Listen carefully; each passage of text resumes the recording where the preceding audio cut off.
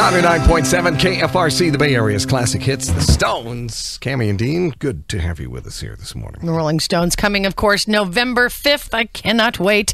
And I also can't wait because... Are you ready, kids? Aye, aye, Captain! I can't hear you! Aye, aye, Captain! Oh! Who lives in a... Yes, it's SpongeBob time! With Cammy and Dean and...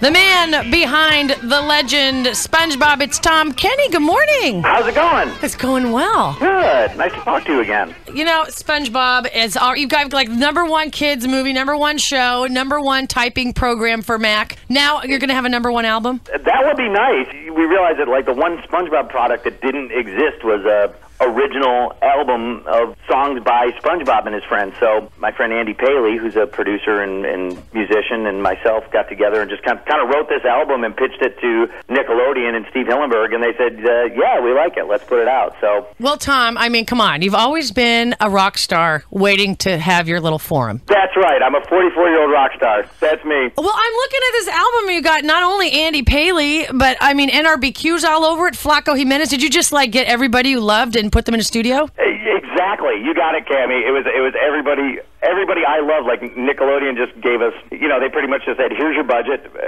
make the record you want. So I'm thinking maybe when you called my husband, Frank Novicki, the phone was busy or something? How long have you been doing SpongeBob, even before you auditioned, or did you create the voice during the audition? SpongeBob is the one thing I never had to audition for. Of all the hundreds of things I've done, I've had to audition for everything except SpongeBob, and that's just because Steve Hillenburg heard me do a voice just fooling around, when the microphones weren't turned on another series. Yeah. And just said, hey, I've got a show that I'm going to be pitching to Nickelodeon. I like that guy, and that was pretty much it. He said to Nickelodeon, this is the guy I like, this is the voice I like, and I don't want to listen to anybody else. Wow. So it was kind of in a way, it's the easiest gig I've ever gotten. Sure. And it's by far the most popular. Yeah. Well, what's weird, Tom, is I don't know if most people may not get this, but without Tom Kenny, there probably wouldn't be Nickelodeon, because I mean, you're in Fairly Odd Parents and Powerpuff Girls, the Jalen Showdown thing. I mean, you've done it. Yeah, well, Powerpuff Girls is Cartoon Network, but, and I think Shaolin Showdown is Kids WB. But whatever, my kids live for it.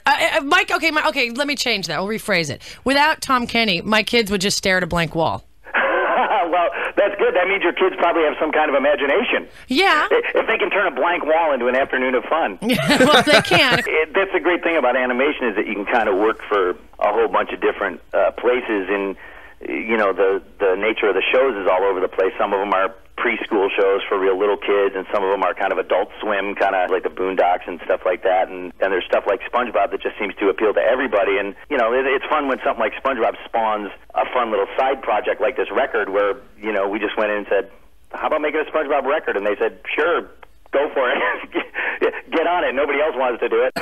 So we wound up. It may be the only kids record in history that's dedicated to Gene Pitney. I was going to say, and did he know before he died that this was? You know what's funny? He was going to be on it. Oh. There's a very Gene Pitney-esque song that SpongeBob sings called "Where's Gary?" about SpongeBob, like a super over-dramatic, histrionic song. We always heard Gene Pitney in there, and he passed away before we could. Oh, man. Oh. Yeah. So if this is a huge hit, Tom, will there be a SpongeBob World Tour? That would be fun. We're talking about doing some in-stores, like here in L.A., like at Amoeba Music.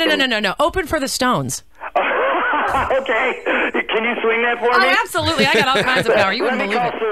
Let me call Sir Mick right now, and I'll get on that. Start me up and never stop. Here's something from His Satanic Majesty's request. Yeah, it's coming out there. Hey, we'll let Tom Kenny get back to that Stones thing.